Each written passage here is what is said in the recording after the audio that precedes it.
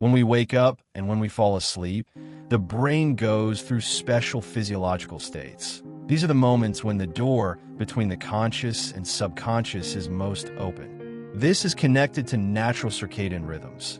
In the morning, the body releases serotonin and other hormones that trigger the wakefulness mode. Brain waves gradually shift from deep low frequencies, delta, theta, to alpha and beta, the state of active consciousness. Before sleep, the reverse process occurs. If a person is anxious, clinging to thoughts, and unable to relax, they remain in a beta state, where the analytical mind is too active and prevents the body from switching off. It is precisely in the morning and evening that we enter the alpha state. Here the analytical mind is subdued, which means the subconscious becomes especially receptive. This is a light trance state, in which we can literally upload new programs. But morning is a unique moment when the conscious mind is softly separated from the subconscious. And if at this time a person immerses themselves in old emotions, they are essentially programming themselves to live another day in the past. Why not instead choose a new state? If you perceive the morning as the beginning of a whole new life, you can set a vector toward mindfulness rather than autopilot. Most people strive to change their lives, improve relationships, achieve success, get rid of illnesses or internal discomfort. Yet they continue to think, feel, and act as before. They remain the same and expect new results. But such expectations are unrealistic. It is impossible to build a new reality while remaining the old version of yourself. Thoughts are the language of the brain. Feelings are the language of the body. And it is the interaction of these two languages that forms the internal state of a person, from which destiny then grows. If a person has long lived in emotions of fear, pain, loss, disappointment, guilt, or helplessness, their nervous system has established these states as normal. Such emotions become habitual, almost automatic, part of the personality. At the same time, the brain repeatedly generates thoughts corresponding to these emotions. This creates a closed loop. Thought triggers feeling. Feeling triggers a new thought, and the cycle solidifies, turning into a subconscious program. A person may not even notice that every day they live the same internal story. To truly change your effectively, you need to be born again psychologically, emotionally, and energetically. Modern neuroscience confirms an amazing fact. The brain can change its structure under the influence of thoughts alone. If a person repeatedly returns to images of the future, mentally envisions a new model of behavior, and experiences it in imagination, the brain stops repeating old patterns. It begins forming new neural circuits that correspond not to past experience, but to a future state.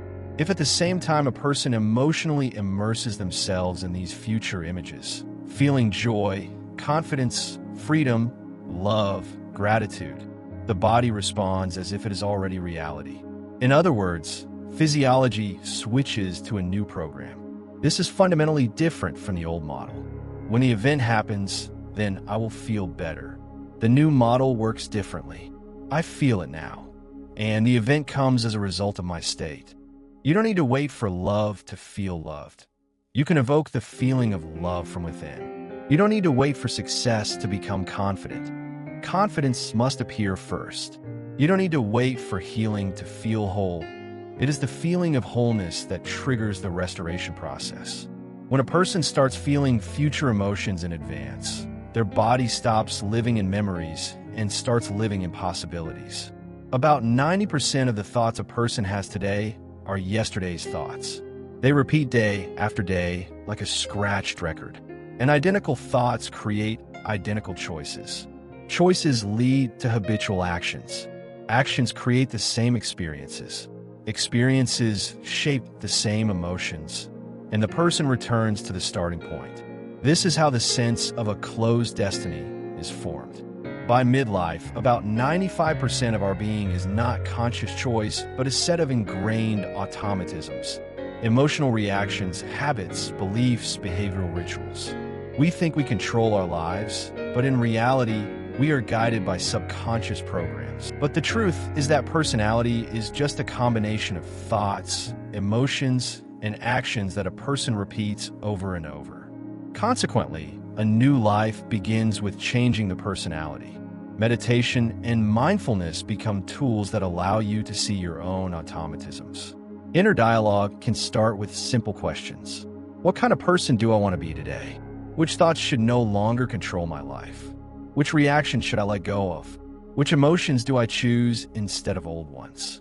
But the most important point, learning to notice when your body tries to pull you back into the old state. Irritation, resentment, anxiety, doubt, habitual reactions. It is precisely these moments that show where the boundaries of the old self lie. And every time a person catches themselves and chooses to act differently, they make a small breakthrough.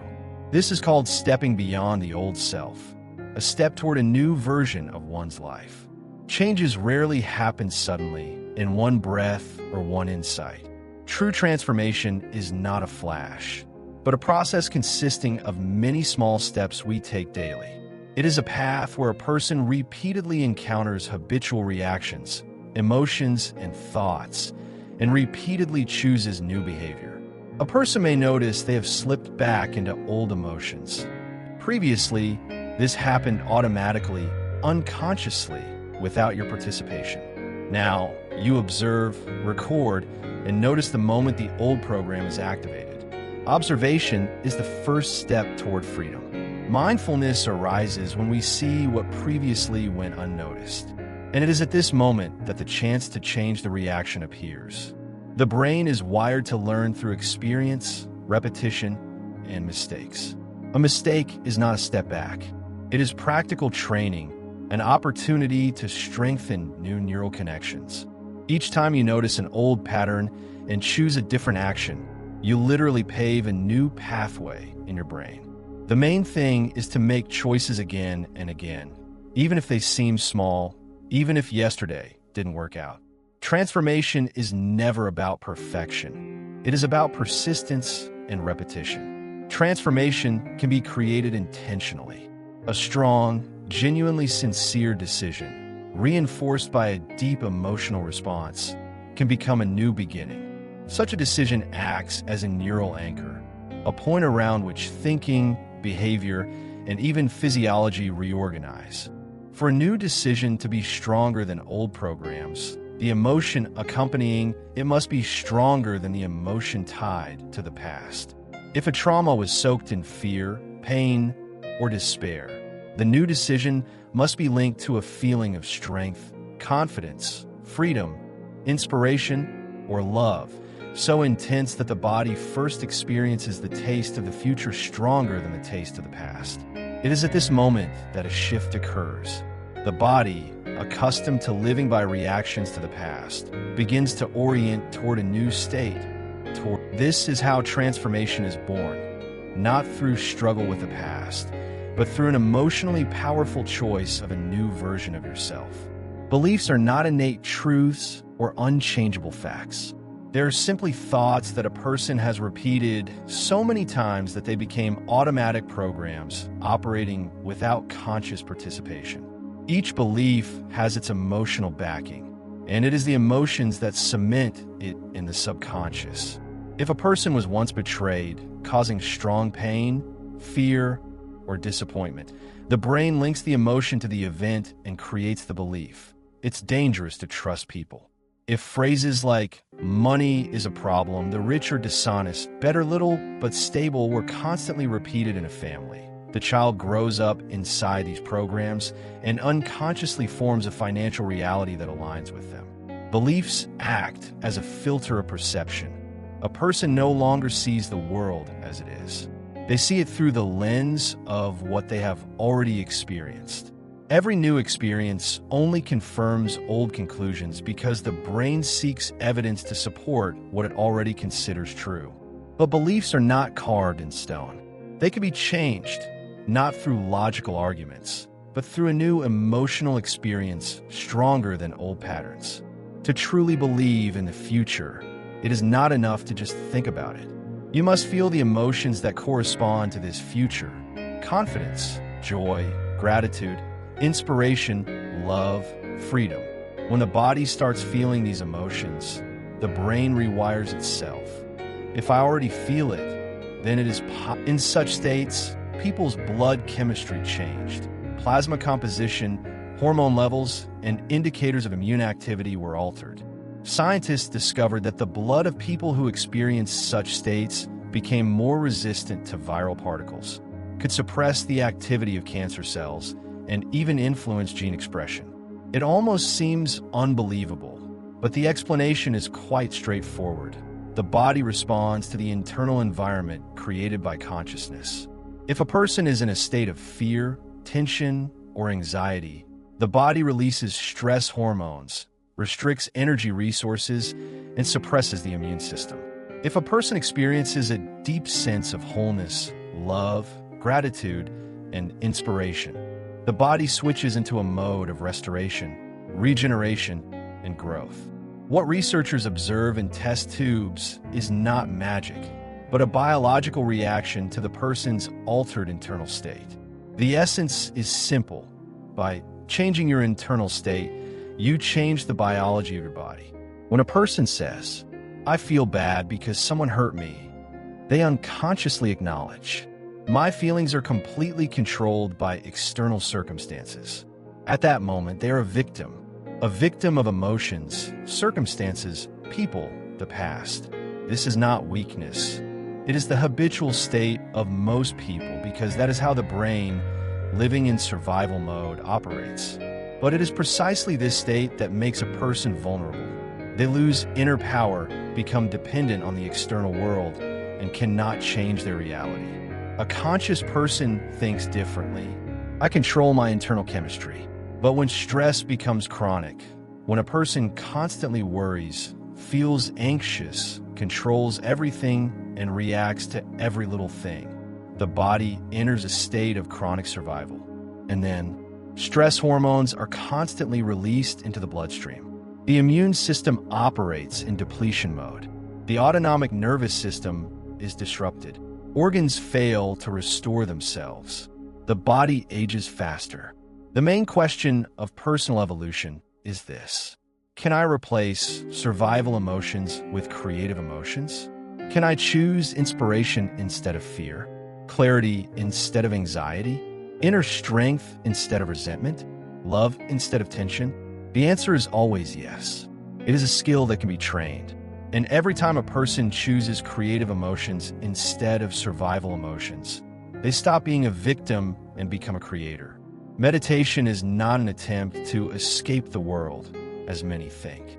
It is not a method to switch off the brain, distract oneself, or stop feeling. In reality, meditation is a path of returning to oneself, to that inner center that has always been calm, clear, and stable. When a person meditates, they learn to stop reacting automatically. They allow external irritants, noises, words, emotions of others, news, anxious thoughts to pass by without engaging. Each time a person returns the mind to the here and now, it is as if they gather their power back. Particles of attention, scattered across hundreds of life details, converge once again.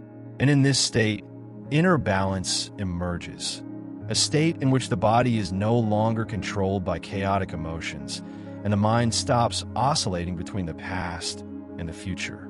Returning to the present moment is an act of liberation. When a person stops being a hostage of the external world, they suddenly realize, I can choose how to respond. I can choose what to feel. I can choose the kind of person I want to be. And this becomes the foundation for deep inner transformation. Creating a new personality is not just about changing habits or thinking positively. It is a profound neurobiological restructuring. When a person tries to change their reactions, emotions, and ways of thinking, they literally rewire the brain. But the old neural structure does not disappear immediately. There are millions of connections formed over years of repetition. Each habitual emotion, fear, anger, resentment, anxiety, has its biochemical signature. The body is accustomed to a certain level of hormones and neurotransmitters. It knows how the past feels, and therefore strives to return to the familiar zone. This is why breaking old neural connections feels uncomfortable. The body seems to say, "Give me my usual emotion. Give me irritation. Give me anxiety. This is what I know." And it is at this very moment that the real process of transformation begins. If a person endures the period of resistance, does not give in to old emotions, does not return to habitual reactions, they begin to dismantle the old program. Gradually, the old identity fades, the one tied to past experiences, old traumas, and recurring thoughts. And then a new personality emerges, not metaphorically, but literally. The body's biochemistry changes. Neural networks are renewed. A new perception of the world is created. A new emotional baseline is formed. New decisions and reactions arise. The old self seems to dissolve, giving way to a new version of personality that lives not by memory of the past, but by the possibilities of the future. This is the birth of a new state, a new way of being. A person desires money not for the numbers, but for a sense of security. They desire relationships, to feel love, acceptance, and closeness. They desire success, to feel significance. When a person becomes whole, when they are confident within, feel harmony, respect, and accept themselves, and experience inner fullness, the external world ceases to be a source of suffering and struggle. Then simple things bring joy. The taste of food is richer. Nature is experienced more deeply. Creativity becomes a natural expression of the soul. Communication nourishes rather than drains. Life feels rich and meaningful without external embellishments. It is in such states that a person understands that true freedom is not something that can be bought, earned, or received from others.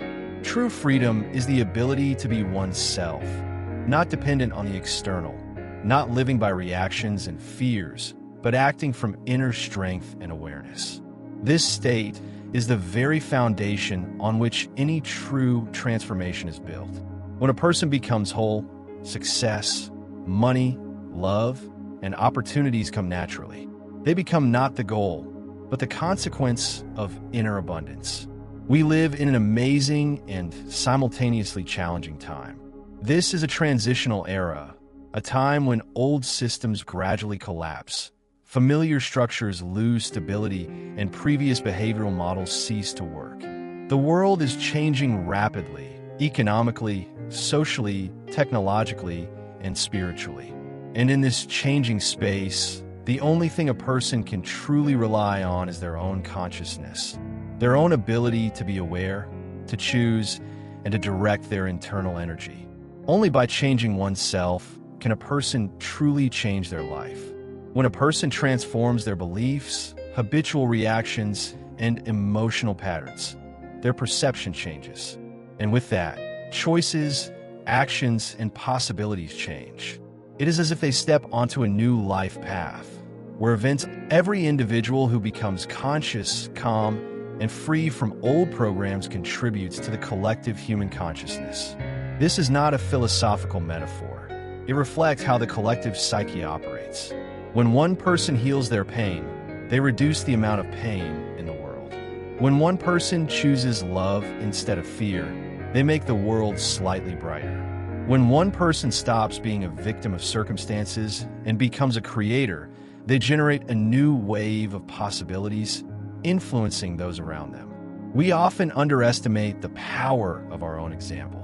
One person who learns to manage themselves can become a source of inspiration for dozens, hundreds, or even thousands of people. Consciousness is transmitted through gaze, words, energy, and presence. The transitional period we have entered requires exactly such people. Mature, conscious, not swayed by the chaos of external events. People who know reality begins within. Every person can stop being a hostage of external circumstances. Everyone can become the author of their own story, the architect of their destiny, the creator of their inner universe. And the more people realize this, the more take responsibility for their own state, thoughts, emotions, and decisions. the faster collective human consciousness will change. And along with collective consciousness, the world will change, becoming calmer, kinder, wiser, and freer. The future does not come from the outside. It is created by people through their internal state. Every person who awakens makes the world brighter. Every person who heals themselves heals the space around them. And every person who begins to live consciously helps all of humanity move forward. This is true human power, and this is the main message of the time we live in. If these ideas resonate with you and you want to dive deeper into consciousness development, join us. Subscribe to the channel. Here we grow, become aware, and change our lives together.